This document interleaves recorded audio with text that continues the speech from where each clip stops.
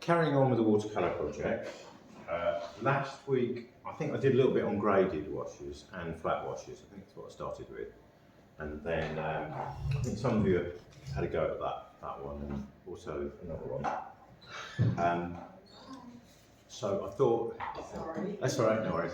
So I thought today I'd do a little bit on wetting wet washes. So this is another sort of basic wash to cover. So it's good to have a bit of scrap paper just to test the colours out. And what I'm going to do to start with is I'm going to mix. So it's going to be based on this image, and I'm going to mix the two colours that I need for the background. So something for the sky and something for the sunset bit and something for the top of the sky. So kind of lilac-y grey up here. I would say don't go too blue here because sometimes the yellow will mix with blue and make green. So I tend to make that a little bit purpley. And then plenty of yellow for this bit. So again, I've got 2 pots of water, one for clean water for mixing colours with, and the other for washing brushes. I'll go with the grey first because I've not really mixed it with the other brush actually. I've got a bit of a darkish colour here, so it should work. So I think it's the top bit.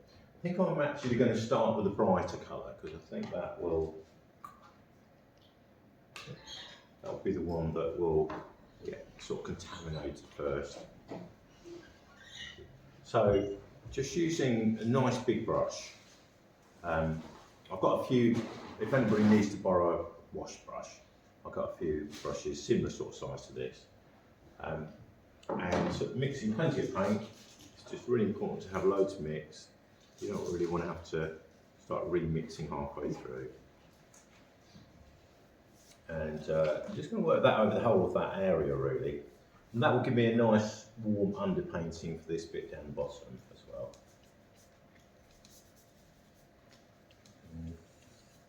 This particular piece of paper is resisting a little bit. And again, having the border a little bit of an angle so that the paint runs down, but I want it to stay wet. So just wash that out and go in with a greyish tone next. So this will sort of mingle and overlap a little bit. Let's make that tiny bit stronger.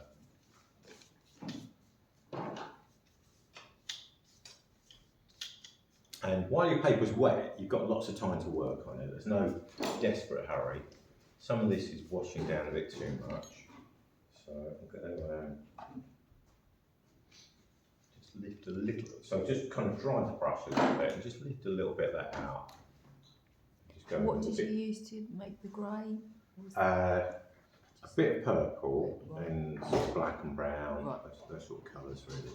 Yeah, just want something that's, want to make that yellow a tiny bit stronger, so mix a tiny bit more in there.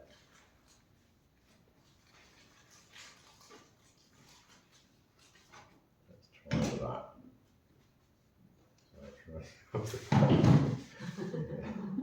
Got to get the carpet wet. I think I'll go in with a bit more grey now. This is, it's tricky when I've got it at such a steep angle. It's a lot easier if it's a bit flatter.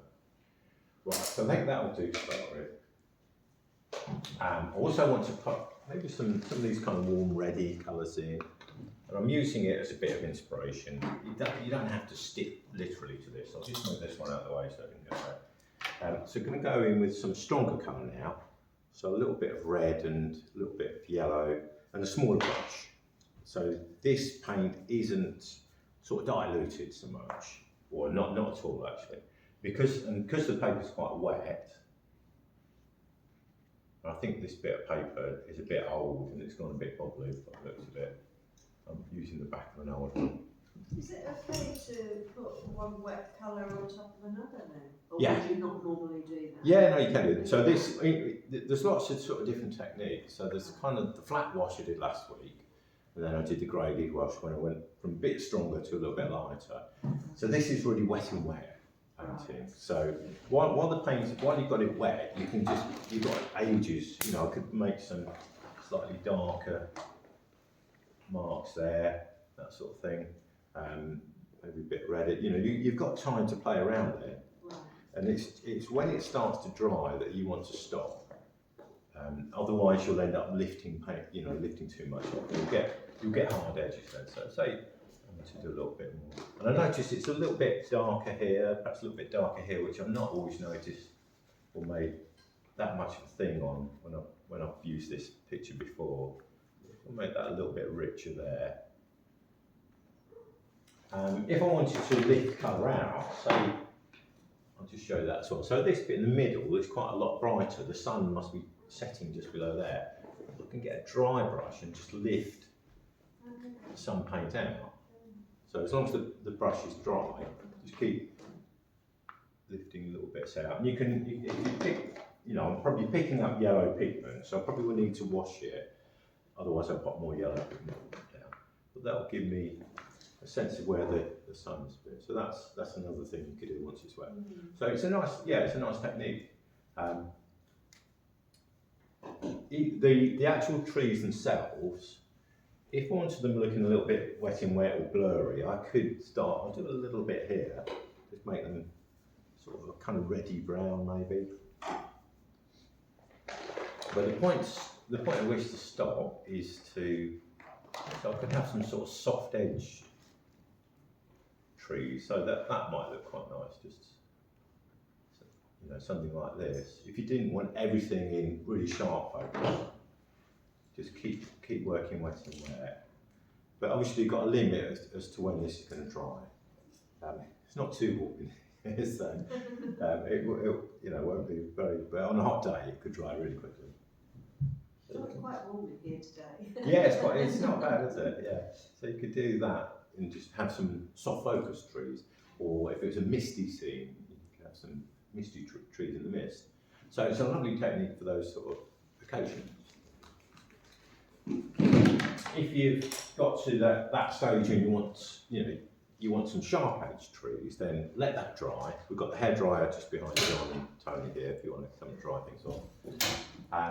And then, the other thing is, if you wanted to draw out the trees, you could do beforehand. I started sketching that one, or otherwise just draw them with your paintbrush as you go.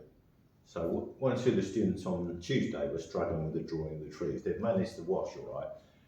So that might be an idea, just to plan out, you know, a few lines for the silhouette of the trees. Here's one I started earlier. Swap over. So that was either of those actually. Let's go with that one. So that was doing the wet and wet here. But I think that warmer colours look better. And then,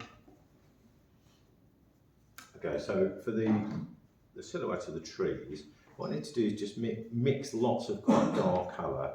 So I'm actually adding a bit of black into this, or it could be grey. I don't really want to put multiple coats of paint on, so I need quite a strong colour, and I don't really want to run out before I've finished. I've gone from one side to the other, so it's actually going to take quite a bit of paint to do that. I don't want it like really heavy solid looking, because in a way watercolours look their best when you've got a little bit of that light of the paper showing through. So let's have a little go. So that would be quite nice if I've got a little bit of the glow of the yellow underneath coming through there. So again, it's dark, but it's pretty wet. And really want to try and get the intricate, more difficult shapes of the tree line in first.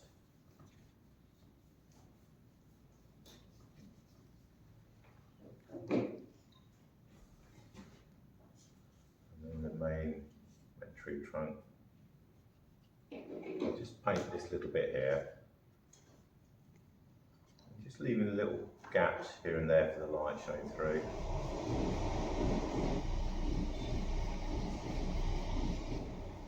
You could vary your mix a little bit if you want to, perhaps have some slightly redder, warmer bits here and there. That might look quite nice. Just adding a little, making another little bit here that I can dip into Yeah, sometimes just having a solid colour can just look a bit deadly. So as much as you can, just vary those areas. And then where I come down to this area here where it is solid, just try and pop that in quite quickly so that I don't get a drying line before I come on to the next bit.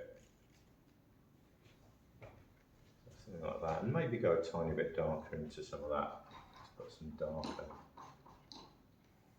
tones in there too. And then onto the next passage. This bit here, which would be perhaps a little bit lower. And then and so on and so forth across. The idea is to just keep that as one continuous wash, so that this edge stays wet until I've come to here.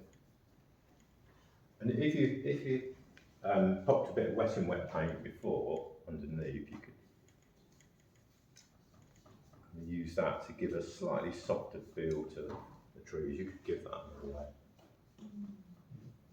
You've got to paint quite quickly then. Yeah, it is. It's that's why the preparation is really important. Just get loads of paint.